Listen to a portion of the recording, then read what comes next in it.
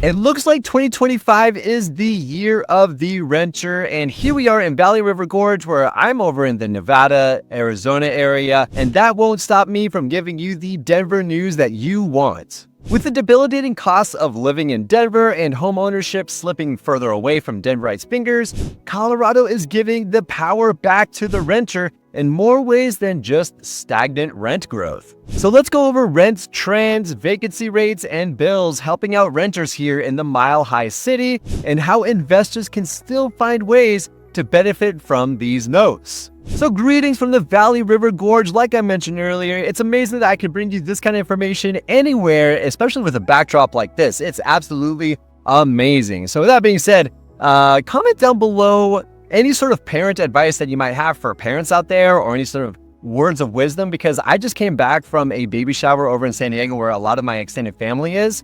And I don't know what I'm getting into. So comment down below what you would give to any sort of newborn parent.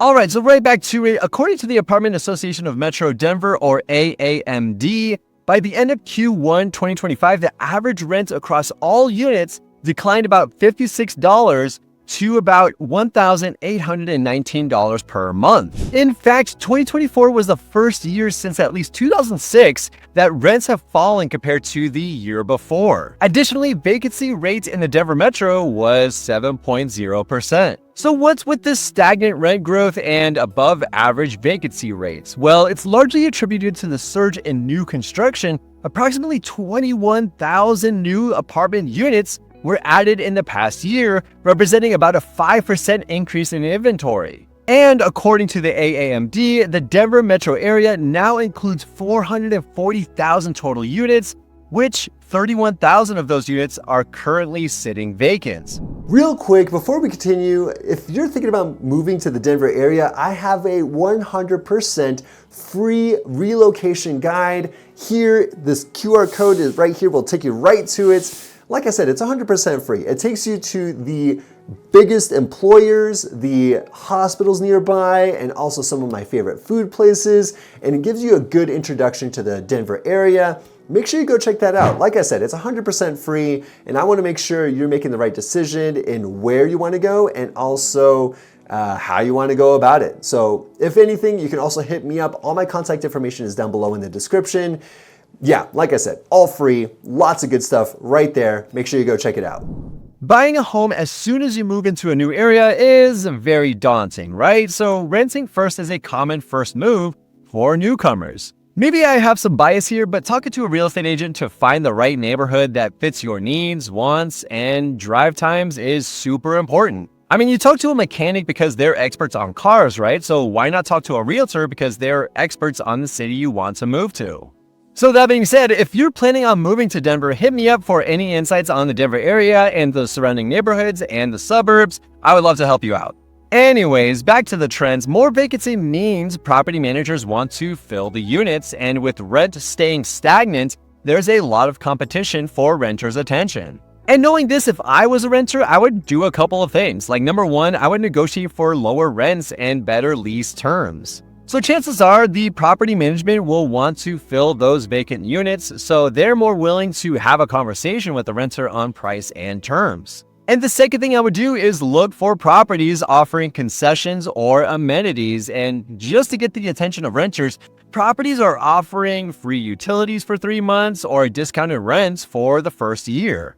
And those two items particularly pertains to the condos and apartments out there, not so much the single-family homes. The single-family rental market is holding relatively steady, suggesting that demand for detached homes remains strong, and especially in the family-friendly or suburban areas.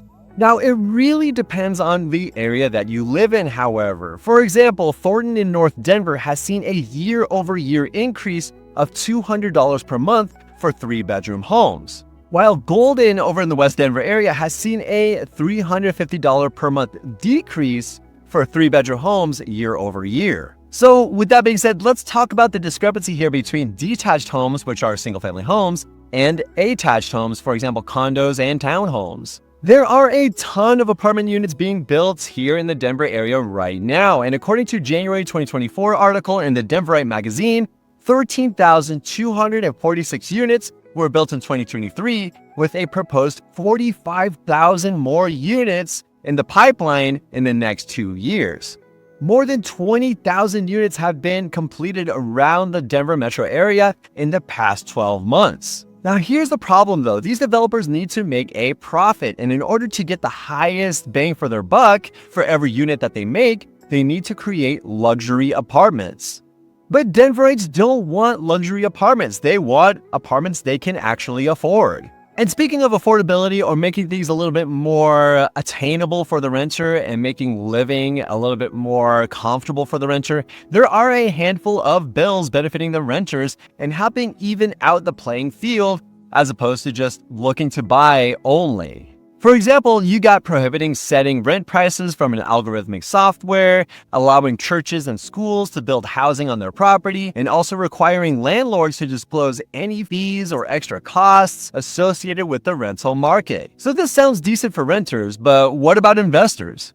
Well, with the struggle to find good, reliable tenants, some condos may be discounted to sell. And we're not exactly in a full buyer's market right now, but we're trending in that direction, and often my buyer clients are more aggressive in their offers, at least in this market right now. And with the more aggressive offer, they get a lower monthly payment on their principal, interest, taxes, and insurance, which means they can attract a renter sooner with a more attractive lease term. Hey y'all, real quick, as much as I love making these videos, there's only one thing I love more, and it is making sure that you're moving to the right neighborhoods and you're making the correct move over to the Denver area. And I love helping out families. I've helped countless families move over to the Denver area, and I want to make sure that you're making the right move as well. So if you're ever curious and want to hit me up, all my contact information is down below in the description, just right there, maybe like a couple inches down.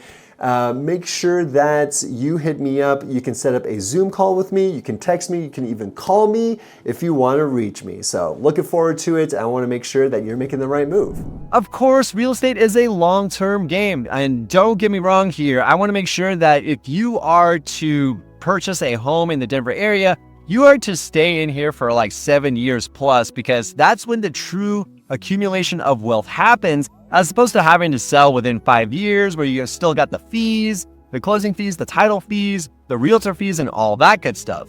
And so when the market stabilizes and interest rates are lower, you can refinance and raise rents to match the market. And that's kind of what I did back in San Diego, where like I bought it. It was a little hard to make sure that it was performing well, and it was hard to even break even.